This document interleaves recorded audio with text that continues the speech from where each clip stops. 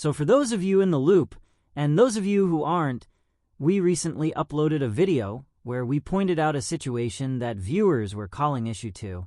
It was a situation on Shane Dawson's husband Ryland Adams' channel where his co-host and best friend Lizzy threw a sandwich at cameraman Chris.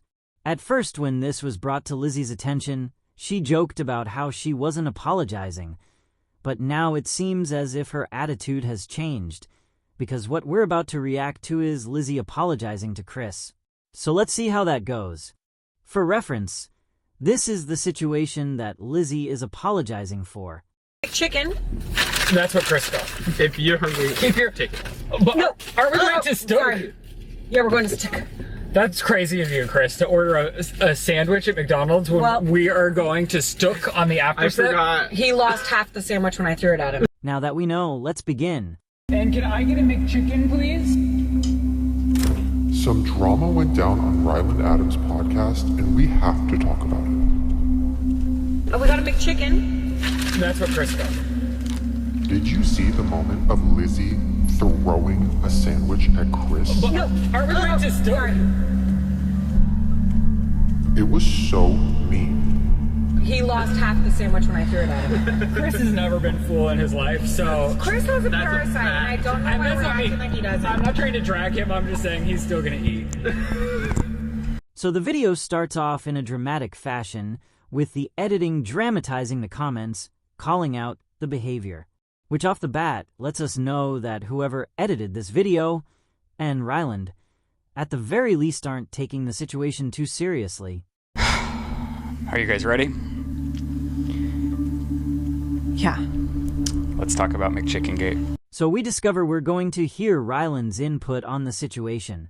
And considering he thought nothing of it when it happened, we know not to expect much consideration on his part. Why does this feel and look like a hostage situation? Chris, if you're okay, blink twice. That's not the only person you need to apologize to. Right. So, McChickengate. When did we start calling it that? I've been calling it that since day one. Oh, okay. Oh, really? Yes. Since day one, she says, meaning she was fully aware of what fans were saying the day the video was uploaded. By this point, we're about 2 weeks out from day one. 2 weeks ago. And I will just say, we didn't address this last week because we recorded on Lizzy's actual birthday. And I thought if there's ever a day that we should have fun and hopefully have the comments be light and airy and happy birthday, Lizzy, we love you. I thought deflect, forget and move on. So what Ryland is saying is that he had a lot of consideration for Lizzy and her feelings, which is ironic, considering he saw nothing wrong with what was done to Chris. He was much more interested in protecting Lizzy and making her feel good than protecting Chris and making him feel good. That's just what we're getting here so far. No. Ryland seems to be surprised that not everybody was as willing to overlook it as quickly as he was. Here, I'm going to dive right in. I'm going to say tossing Chris his sandwich was obnoxious and rude. And I'm sorry for that, dude. I love you very much. And I'm never trying to disrespect you, specifically not by tossing you a sandy. And I'm so sorry if that made you feel bad. I truly would never, ever intend to do that. So we will say that Lizzy's apology is a good apology. Could it have been done off camera? Sure. But since the disrespect was caught on camera, it's only fitting that the apology is too. She seems to be genuinely remorseful and considerate of his feelings now. What's interesting, though, is she says that the action was obviously rude and obnoxious. If she knew that, then why leave comments of a mocking nature underneath viewers' comments calling it out? Remember, she said she would keep throwing sandwiches at him if she didn't get praise for not doing it. Yet here she seems to understand how obnoxious it was. One could argue that it took her a bit to understand why it was rude, and we can allow her that same grace, because at least she's apologizing now. But it's still interesting to note. For reference, this was a comment she posted. We shouldn't be praising a 35-year-old woman for not throwing food at people. What? That was the comment left, to which Lizzy replied, "Then I'll keep throwing it." But her apology did seem heartfelt and sincere in this video, so let's keep going. This is such a beautiful space where I get to come to work with my friends, where we've cultivated a safe space for all of us to be goof nuts. Yeah. And I goof nuts too close to the sun, man. Honest to God, though, I meant nothing by that. We actually do believe that she's being sincere here and genuinely wants him to know that she didn't mean to disrespect him. I know. And I said sorry to you in the moment, and I didn't even think about it. It was a frivolous moment to me, to be completely honest. Yeah.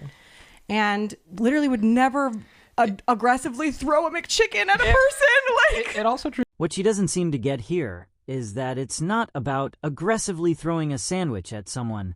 It's about not thinking about it. It's about not considering the other person. Her not thinking about was in fact the issue. Truthfully didn't bother me. It didn't bother you. It wasn't an issue. Like, it's actually a thing we've done a couple episodes in a row. Yeah, it was like a bit we were doing, I thought. So Chris is obviously defending his friend here and says he had no issue with it, which we actually believe that he wouldn't, because Chris has admitted to being somewhat of a pushover. It's no surprise to hear that it didn't bother him if he's used to that kind of treatment, which they both say he is because she constantly does it. What's ringing untrue here, however, is Chris claiming he thought it was a bit. A bit is a pre-planned joke between two people. He would have known and been told it was a bit if it was a bit. He would have no question about it.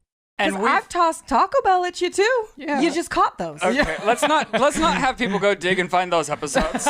Ryland doesn't want another controversy, but interesting to know that this is typically how Lizzy gives Chris his food.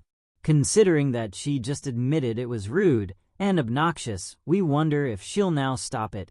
Like, especially when you as an audience member are watching, like, yeah, you can check us, and you're allowed to check us in the comments when something doesn't sit right with you.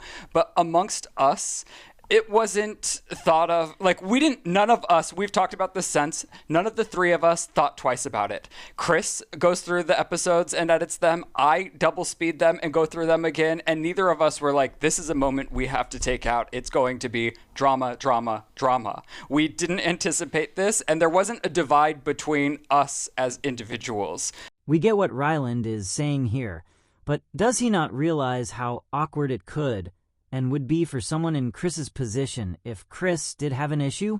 Especially since this is Ryland's attitude, and Ryland thought nothing of it, and neither did Lizzy.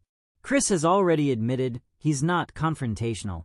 So even if he did have an issue, does Ryland really think he'd say something if neither of the two did and were acting like it wasn't a big deal? It's just something for Ryland to consider. Just to be completely honest, like, yeah, I'm an abrasive person. I'm blunt and I'm loud, and yeah, I can be rude, but I never ever intend to be rude in a way that's actually inflicting harm.